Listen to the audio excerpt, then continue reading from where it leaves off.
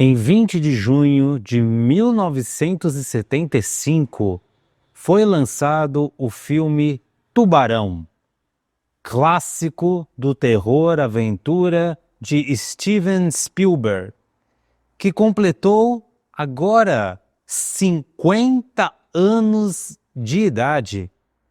Mas o que esse filme influenciou na sociedade e o que afinal tem a ver com o espiritismo? Olá você, seja mais uma vez muito bem-vinda, bem-vindo a mais esse conteúdo aqui no nosso canal do CEF.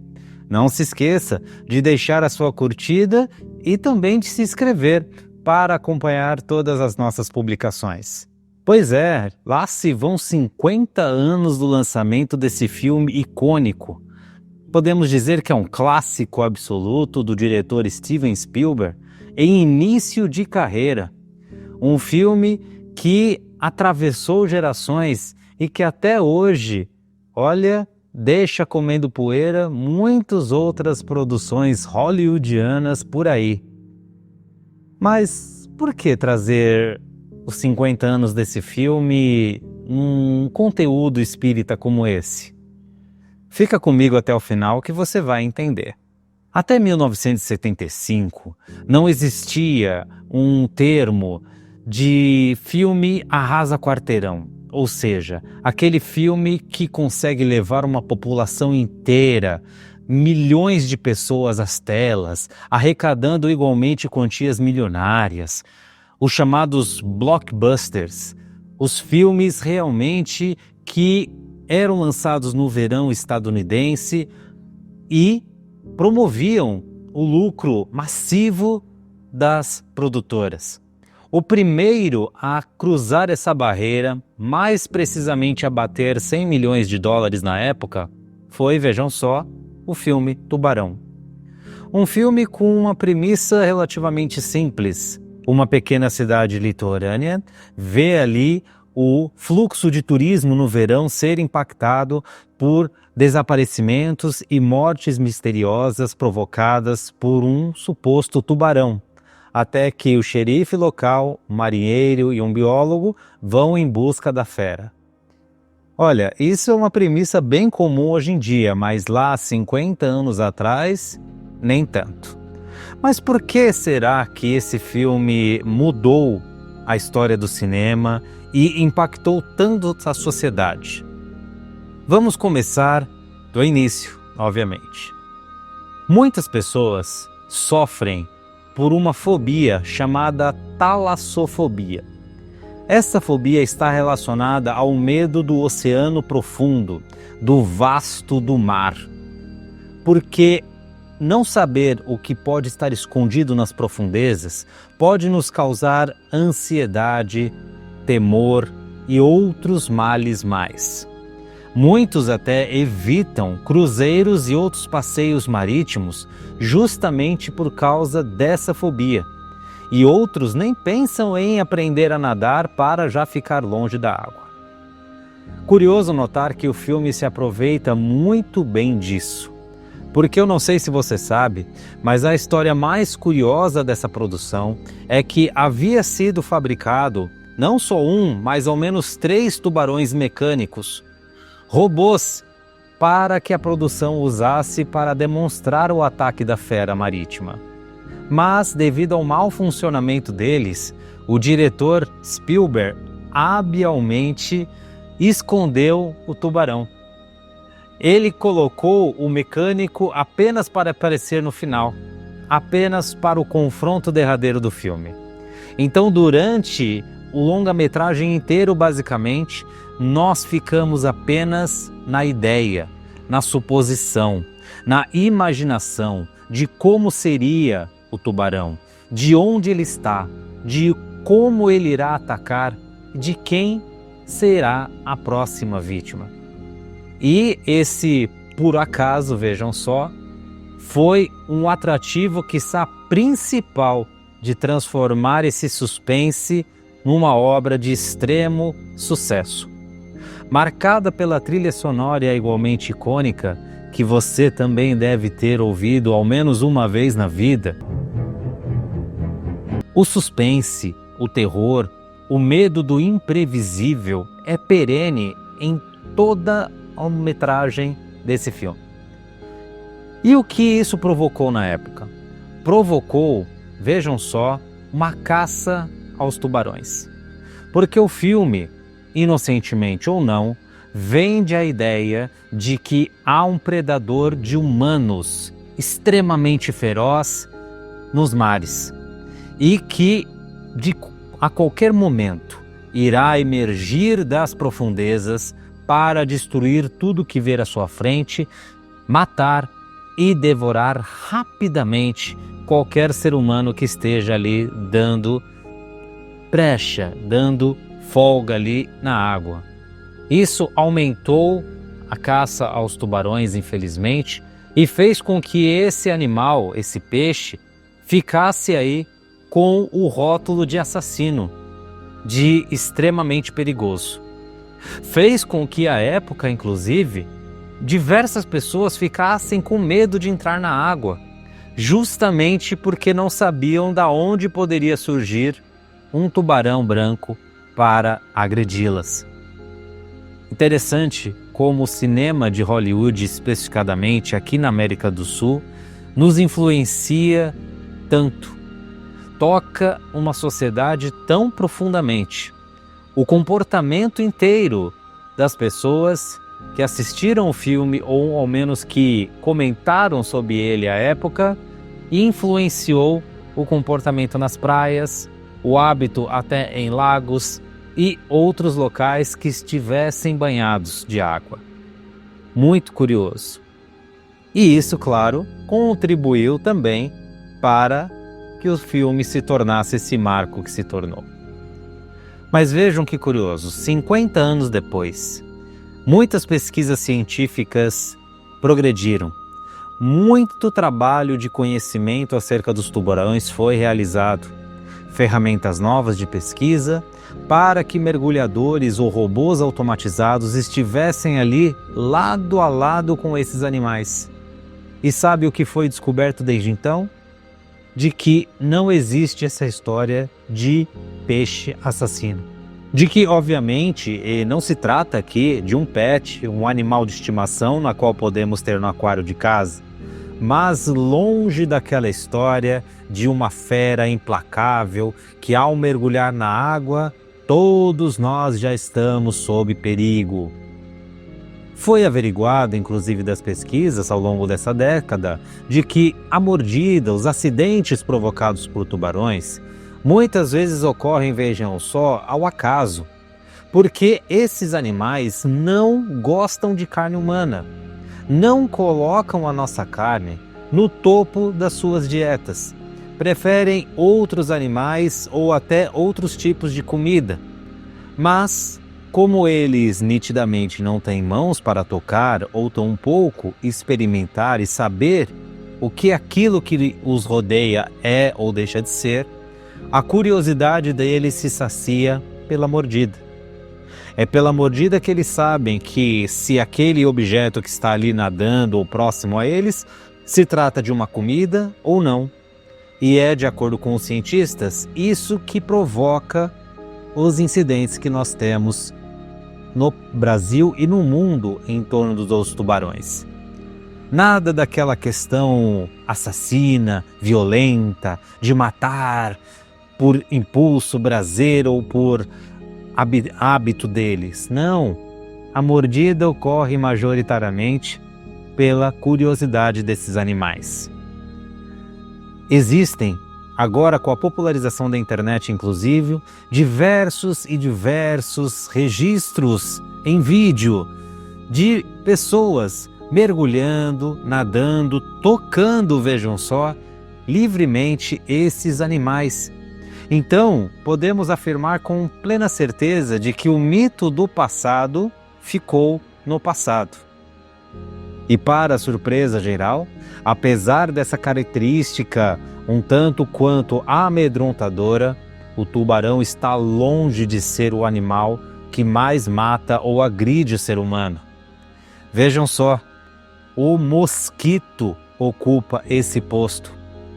Um animalzinho que assim podemos dizer, que com certeza deve ter aí um ou dois ou mais na sua casa, que de vez em outra nos inoportuna na hora de dormir, mas que relativamente nós aprendemos a conviver no dia a dia.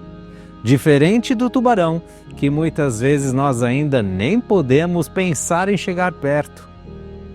Mas aqui, a intenção desse vídeo é mostrar o quanto que a imagem, o quanto que até o boca a boca, o marketing, tudo o que circunda, o que está em volta de uma determinada coisa, cria e impacta o nosso comportamento. Repito, apesar dessa imagem nada amigável dos tubarões, o mosquito é o responsável pelas fatalidades com seres humanos ao redor do mundo. Quem diria? Mas isso só foi possível averiguar, confirmar, desbravar a natureza ao nosso redor graças ao conhecimento humano. Graças às ferramentas que desenvolvemos e que sabiamente podemos usar agora para as nossas pesquisas. Senão, tudo ficaria como estava há 50 anos atrás. No campo do misticismo, no campo do achismo, dos medos, da insegurança do desconhecido. E você já está percebendo aonde eu quero chegar. Nós podemos fazer aqui um paralelo perfeito com essa situação dos tubarões, que eclodiu com o filme Tubarão há 50 anos atrás, com a situação dos espíritos. Porque os espíritos também envolvem muito dos nossos medos mais ocultos. O medo do escuro, por exemplo, que se assemelha muito à talassofobia, de não saber o que está ali escondido, de não perceber de onde vai vir uma possível ameaça e assim por diante. E Hollywood investe muito em filmes sobre o sobrenatural, colocando espíritos malignos para atacar os vivos, criaturas cada vez mais bizarras, cada vez mais violentas, com um visual grotesco, para fomentar cada vez mais o nosso medo de fantasmas ou dos desencarnados. É interessante notar que há 50 anos o mito do tubarão era muito forte e, como citado, para algumas pessoas continua forte até hoje. Mas isso nos leva ao paralelo de que muito se aprendeu sobre os espíritos desde o decorrer dos primeiros séculos, passando pela reformulação que conhecemos com o espiritismo e, desde então, pesquisa após pesquisa, com o desenvolvimento inclusive de novas ferramentas, cada vez mais se descobre sobre não só a existência da alma sem o corpo, mas principalmente em métodos de comunicação com os espíritos. Não tenho dúvida alguma de que daqui a 50 anos, 100 anos, nós teremos ferramentas cada vez melhores para produzir fenômenos mediúnicos mais eficientes e que vão sim nos direcionar, nos alavancar para a nossa melhora interior como sociedade. Então, se você ainda tem medo do escuro, se você só de ouvir a palavra espírito já fica todo arrepiado, ouvir fantasma já sai correndo, reflita sobre esse paralelo que fiz aqui, sobre o filme e sobre o animal tubarão. Perceba como o nosso comportamento e a ideia que nós temos em torno de uma coisa evolui muito rapidamente, mas não só com crença, mas também com ciência. É uma situação exemplo de como a ciência pode evoluir e mudar a nossa percepção em torno de um tema, em torno de algo que está na natureza, que está ao nosso redor. Você acha que isso também não vai acontecer com os espíritos? Também não vai acontecer com o sobrenatural? Digo e repito, daqui a um futuro bem próximo, estaremos nos comunicando com os espíritos, tal como nos comunicamos por meio desta plataforma, deste vídeo, por exemplo. Será cada vez mais natural. Mas não basta, nessa situação, apenas a evolução da ciência, porque nós sabemos, conforme o ensinamento de Emmanuel, de que não adianta intelectualmente nós avançarmos se moralmente estivermos atrasados.